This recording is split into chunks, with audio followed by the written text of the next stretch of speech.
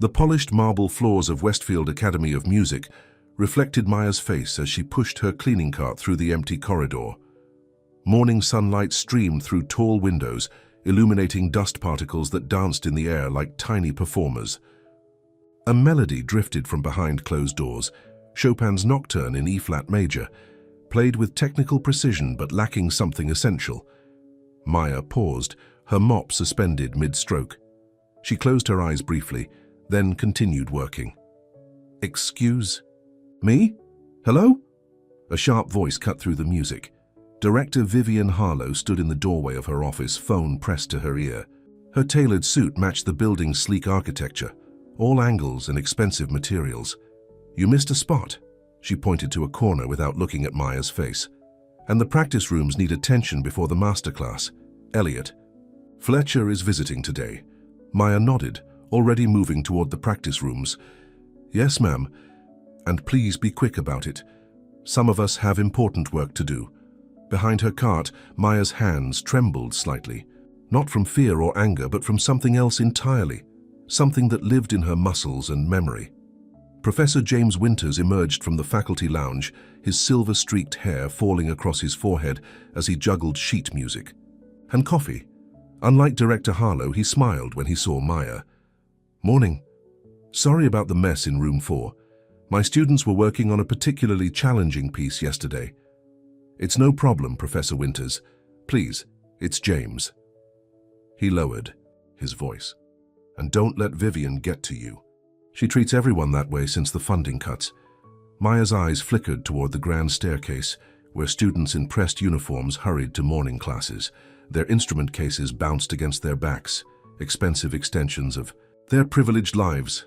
"I'm just doing my job," she said quietly. James frowned. "You're new here, right? Where were you before?" "I worked at Riverside Hospital." The lie came easily after months of practice. "Quite a change. I like the music." This, at least, was true. The sound of expensive heels clicking against marble announced Director Harlow's return.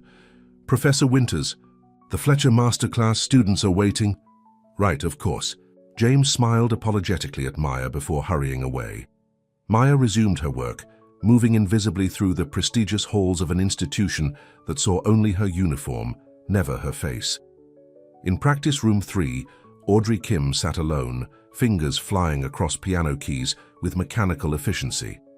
When Maya entered to empty the trash, Audrey didn't pause. "I have this room reserved for another hour," she said without looking up. "I'll be quick." Audrey hit a wrong note and stopped abruptly. "Actually, could you come back? This is an important piece for the showcase." Audrey's head snapped up, finally seeing Maya. "How did you know about the showcase?" Maya gestured toward the bulletin board where an announcement hung. "It's posted everywhere." "Oh." Audrey's shoulders relaxed. "Yes, my parents are flying in from Seoul to hear me play. Director Harlow says I might win a scholarship if I perform well." Beneath her practiced confidence, Maya heard the fear, a familiar companion to any musician. "You're playing Debussy's Clair de Lune," Maya observed. Audrey's eyes narrowed. "Yes, do you know it?" "I clean here, I hear things." Maya smiled politely. "I'll come back later." As she closed the door, she heard Audrey miss the same passage again. The girl was rushing the middle section, treating it like a technical exercise, rather than a moonlit dream. Maya's first humiliation came during lunch hour. She was cleaning the faculty lounge when Director Harlow entered with Elliot Fletcher, the renowned violinist whose recordings had sold millions worldwide. His presence at Westfield was considered a coup. "As you can see, Mr. Fletcher, despite our financial challenges, we maintain the highest standards." Director Harlow gestured around the room. "Oh," she frowned at Maya. "We'll need the room for a private meeting." Maya gathered her supplies. "I'll finish later." "Actually, Director," Harlow said, "could you bring us coffee first, black for me and for Mr. Fletcher?" "Just water, thank you," Fletcher said, his eyes kinder than his companions. Maya hesitated. "I'm not—" "It would be most helpful," Director Harlow interrupted. "The cafeteria staff is busy with student lunch." Fletcher watched the exchange with a small frown. "Of course," Maya finally said, leaving her cart in the corner. When she returned with the beverages, Director Harlow and Fletcher were discussing the upcoming showcase. Our students represent the future of classical music, Harlow was saying. Many come from musical dynasties. Fletcher accepted his water, from Maya with a nod. And what about students from non-traditional backgrounds? We have a modest scholarship program, Harlow replied, dismissing Maya with a wave. Though truly exceptional talent typically emerges from proper training environments, Maya's cheeks burned as she left. Behind her, she heard Fletcher say, "In my experience, Vivian, extraordinary talent can emerge from unexpected places." The second humiliation occurred 2 days later in the main performance hall. Maya was dusting the rows of seats when a group of students filed in for rehearsal. Audrey took her place at the grand piano, while others unpacked string instruments. Professor Winters followed with a stack of scores. "Chamber ensemble, let's begin. With the Brahms Piano Quintet," he announced. They played through the first movement with technical proficiency, but lacked cohesion. During a pause, Winters suggested adjustments. Maya continued working, moving slowly toward the exit. The timing.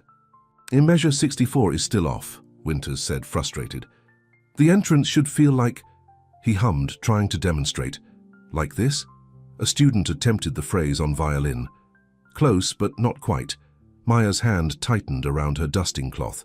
The solution was obvious. The second violin needed to breathe before the entrance, creating anticipation rather than rushing. As if reading her thoughts, Winters said, "Think of it as a conversation, not a race." Director Harlow entered, bringing Elliot Fletcher to observe. The students straightened in their chairs, suddenly nervous. "Perhaps we could demonstrate the correct approach," Harlow suggested. "Miss Kim, please begin again." The students played the passage again, still struggling. Maya, nearly at the door, paused. "It's the breath," she murmured. "Pardon?" Fletcher turned, looking directly at her. Maya froze, realizing she'd spoken aloud. "Did you say something?" Harlow asked sharply. "No, I'm sorry. I was just leaving." "Yes, please do," Harlow said. "This is a closed rehearsal." The students stared, some smirking at Maya's discomfort. Audrey looked embarrassed on her behalf. "Actually," said Fletcher, "I'd be interested to hear what she thinks." Silence fell across the hall. Maya wanted to disappear. "Mr. Fletcher," Harlow laughed uncertainly, "our maintenance staff wouldn't have insight into Brahms' interpretation." "Let's find out," Fletcher insisted gently. "What were you saying about breath?" All eyes turned to Maya. Her heart pounded painfully. "The second violin," she said quietly.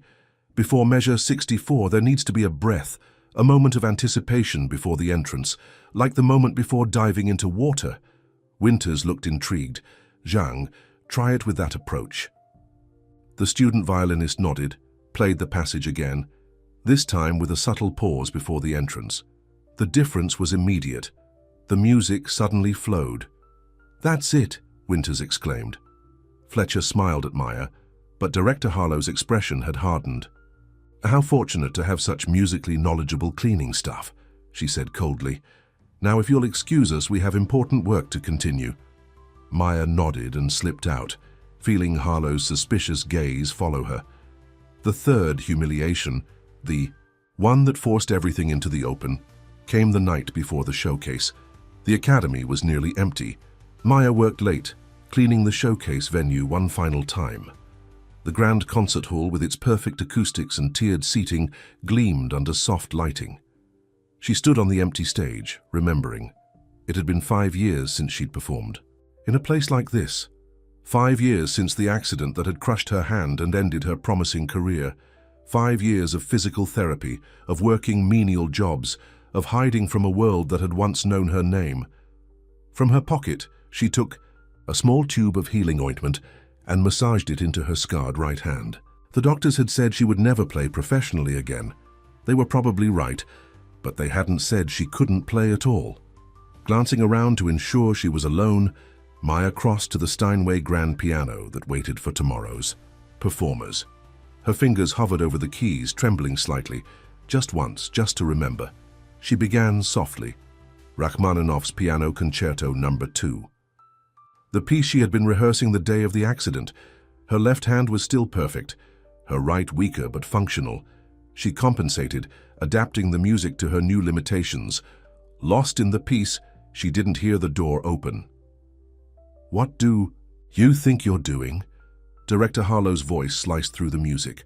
Maya's hands jerked away from the piano. Behind Harlow stood Elliot Fletcher and 3 board members, apparently there for a pre-showcase tour. I'm sorry," Maya stood quickly. "I was just touching a priceless instrument with cleaning chemicals on your hands." Harlow strode forward. "Do you have any idea how much damage you could cause?" "My hands are clean," Maya said softly. "I would never harm an instrument." "You have no business playing that piano," Harlow continued. "These instruments are for our students and faculty only." "That was Rachmaninoff's second concerto," Fletcher said, his voice curious. "Rather impressively played." Harlow faltered. "Mr. Fletcher, this woman is our janitor, who apparently plays Rachmaninoff." Fletcher approached the piano. "Would you continue, please?" Harlow laughed nervously. "This is highly irregular. We have students who have trained for years." "I'd like to hear more," one of the board members interjected. "It was quite beautiful." Maya looked at their faces, Fletcher's encouraging smile, Harlow's barely concealed fury, the board members' curiosity.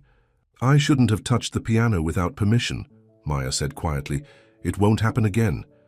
She turned to leave, but Fletcher stepped forward. "Wait, what's your name?" "Maya Chen." His eyes widened in recognition. "Maya Chen? From the Curtis Institute? You won the International Chopin competition when you were 20, the board members murmured in surprise. "That was a long time ago," Maya said. "You disappeared from the concert circuit," Fletcher continued. "There were rumors. There was an accident." Maya finally looked up, meeting his gaze. "A car crash. My hand was badly injured." She held up her right hand, showing the scars that stretched across her palm and fingers. "The doctors said I would never perform professionally again. They were right. And yet you were just playing Rachmaninoff," Fletcher observed. "Quite brilliantly, I might add." Director Harlow stepped forward. "Mr. Fletcher, while this is certainly an interesting discovery, we have the showcase to prepare for. Perhaps we should continue our tour." Fletcher ignored her. "Would you play something else for us, Miss Chen? Something complete?" The request hung in the air. Maya looked at the piano, then at her damaged hand. "I'm not the pianist I was," she warned. "Few are," Fletcher replied. "But I'd still like to hear you play." The challenge had been issued. Maya couldn't walk away. Not when music had been her entire life. Not when she'd been hiding in plain sight for so long. She sat at the piano again, considering her options. Her repertoire had once been extensive, but her injury limited her now. She needed something that would showcase her strengths while minimizing her weaknesses. She chose Beethoven's Moonlight Sonata, the complete sonata, not just the famous first movement. It began gently, with the haunting adagio that everyone knew. Her injured hand managed the rippling triplets while her left carried the melody. As she played, she forgot her audience, forgot the years of shame and hiding, forgot everything except the music. The second movement was delicate, requiring precision her right hand struggled with, but she adapted, finding new fingerings. Then the third movement, presto agitato, fast and tempestuous. This was where her limitations would show. But she had spent years relearning, developing new techniques to compensate. Her weakened fingers found strength in unexpected places. What she lacked in traditional technique, she made up for in passion and understanding. The final chords resonated through the concert hall, then faded to silence. Maya looked up, breathing hard from the exertion. Fletcher was the first to break the silence with enthusiastic applause. The board members joined him. Even Director Harlow stood stunned, her expression unreadable. "That was extraordinary," Fletcher said. "You found a new way to play despite your injury." "It's not the same," Maya admitted. "But yes, I've adapted." "Why? Are you working as a janitor?" one of the board members asked. "With your talent, when you've been at the top," Maya interrupted gently, "it's hard to accept being anywhere else. After my accident, I couldn't face performing at a level below what I'd once achieved. So I disappeared." Director Harlow cleared her throat. Ms. Chen, while your playing is certainly competent given your circumstances, I must remind everyone that we have a showcase to prepare for. This isn't about our maintenance staff." The coldness in her voice made Maya flinch. Fletcher turned to Harlow. "Vivian, do you realize who you have cleaning your floors? Maya Chen was considered one of the most promising pianists of her generation. That was before her accident, apparently," Harlow said dismissively. "And while it's certainly an interesting story, it doesn't change her current position here." Maya stood, her momentary courage fading. "She's right. I should go." "Wait." Fletcher looked thoughtful. "The showcase tomorrow, one of your students had to withdraw due to illness, correct? You mentioned it during our tour." Harlow nodded reluctantly. "Yes, Stefan Willis. He was to perform Chopin's Ballad No. 1. Perhaps Ms. Chen could fill that slot." The suggestion hung in the air. Maya's heart pounded. "That's impossible," Harlow protested. "The showcase features our students and distinguished alumni. Ms. Chen is neither." "She could be considered a guest artist," one of the board members suggested. "It would add prestige to the event." "I appreciate the thought," Maya said quickly, "but I haven't performed publicly in 5 years. I'm not prepared." "What about the Chopin?" Fletcher asked. "You once specialized in his work." Maya hesitated. Chopin had been her first love, her strongest repertoire. Even now, with her limitations, she could play his music well. "I would need to practice." "Use this piano tonight," Fletcher offered. "I'd be honored to hear you perform tomorrow." Director Harlow's face flushed with anger and embarrassment. "This is highly irregular." "It's decided then," said one of the board members, clearly outranking her. "Ms. Chen will perform tomorrow as our special guest artist." They left Maya alone with the piano, her thoughts whirling. After 5 years of hiding, she would perform again. The thought terrified and exhilarated her in equal measure. When the door closed behind them, Maya heard Harlow hiss to Fletcher, "You've undermined my authority in front of the board." "Perhaps," Fletcher replied calmly. "This will be a reminder that extraordinary talent deserves recognition, regardless of where or whom it comes from." Maya sat in the artist's preparation room, her hands trembling. Around her, students, in formal attire, warmed up, adjusted bow ties and fixed hair. No one spoke to her. Word had spread quickly about the janitor who would perform. She wore a simple black dress she'd purchased years ago for a concert in Vienna. It still fit, though. It hung more loosely on her frame now. Her hair, usually pulled back for work, fell in soft waves around her shoulders. Audrey Kim entered, already dressed for her performance, and stopped abruptly when she saw Maya. "Is it true?" she asked. "You're Maya Chen, the Maya Chen." Maya nodded. I studied your recording of the Chopin etudes at my preparatory school," Audrey said, her voice tinged with disbelief. "Our professor made us listen to your interpretation of the revolutionary etude as the definitive performance. That was a long time ago. Why didn't you say anything? All those times I was practicing and you were cleaning, would you have believed me?" Maya asked gently. Audrey looked down. "I'm sorry about how everyone treated you." "You have nothing to apologize for." "I do." Audrey twisted her hands nervously.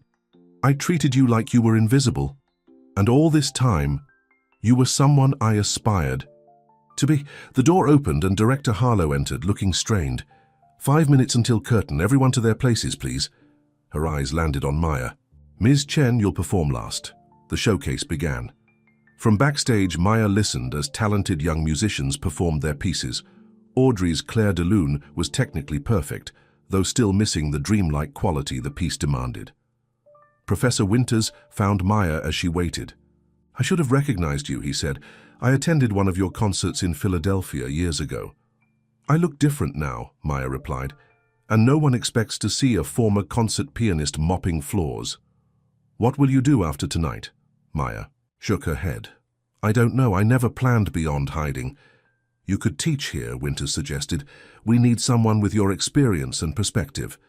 Before she could respond, she heard her name announced. The audience murmured in surprise. Her name still carried weight in classical music circles. Maya walked onto the stage, facing the bright lights and full auditorium. She bowed slightly, then sat at the piano. Her scarred right hand rested on the keys. For a moment she couldn't move, paralyzed by memories of who she had been before the accident. Then she began to play Chopin's Ballade No. 1 in G minor. The piece told a story, beginning quietly, building to passionate intensity, then moments of tender reflection before the final virtuosic conclusion. Maya poured everything into it, her pain, her years of hiding, her rediscovered courage. Her right hand faltered occasionally, but she had prepared for those moments, adapting fingerings and using her left hand to carry more weight when necessary. What her performance lacked in technical perfection, it made up for in emotional depth. The final notes hung in the air, resonating through the hall. Then silence. For one terrible moment, Maya thought she had failed. Then applause erupted, first from a single person, then spreading until the entire audience was on their feet. Through tear-blurred vision, Maya saw Elliot Fletcher leading the standing ovation. Even Director Harlow applauded, though her expression remained complex. Maya bowed and left the stage, legs unsteady. Backstage, students and faculty waited, surrounding her with congratulations and questions. "Will you perform again? Could you coach me on the Chopin etudes? Would you consider giving master classes?" The questions overwhelmed her. Professor Winters guided her to a quiet corner. "You were magnificent," he said, "and I was serious about teaching here." "I'm not sure I'm ready," Maya admitted. "Take time to think about it, but don't disappear again." Director Harlow approached, her composure regained. "Ms. Chen, the board would like to speak with you about a potential position at Westfield." She hesitated, then added, "Your performance was illuminating." It wasn't quite an apology, but it was a beginning. In the reception that followed, Maya found herself surrounded by people who now saw her, really saw her, for the first time. Audrey Kim brought her parents to meet, the janitor who changed how I think about Debussy. Elliot Fletcher found her by the refreshment table. "I have a proposition," he said. "I'm recording an album of piano duets. My partner withdrew due to health issues. I'd be honored if you'd consider taking her place." "With my limitations," Maya asked skeptically. "With your unique perspective and profound musicality," he corrected. "Your injury has given you a different relationship with the piano, one that many of us could learn from." Maya looked around the room, at the students who now regarded her with respect, at Professor Winters, who believed in second chances, even at Director Harlow, who was reluctantly reassessing her assumptions. "I need time to think," she told Fletcher. "This is all happening very quickly." "Of course, but promise you won't disappear again." 6 months later, Maya stood before a class of advanced piano students at Westfield Academy. Her position as artist-in-residence allowed her to teach, while gradually returning to performing on her own terms. "Music isn't just about technical perfection," she told them. "It's about finding your voice, even when circumstances force you to speak differently than you expected." She demonstrated at the piano, her scarred hand no longer something to hide but a testament to resilience. In the back of the classroom, Audrey Kim watched attentively. The girl who had once dismissed the janitor now sought Maya's guidance on interpretation and expression. Director Harlow had become cordially professional, though genuine warmth remained elusive.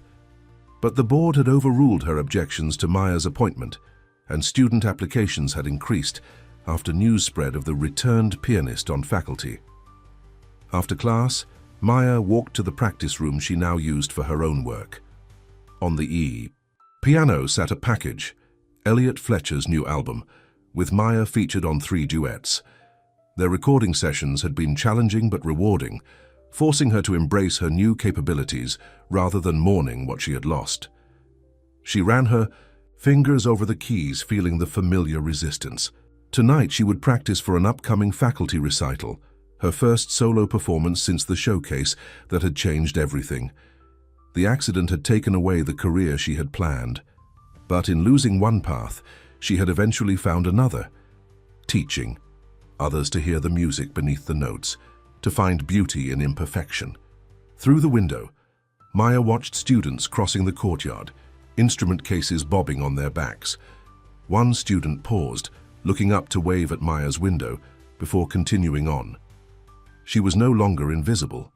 Sometimes our greatest talent isn't what we can do perfectly, but how we rise after falling.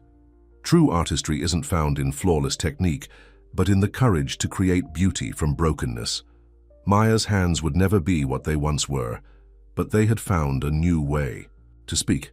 And perhaps this voice, shaped by struggle, had even more to say.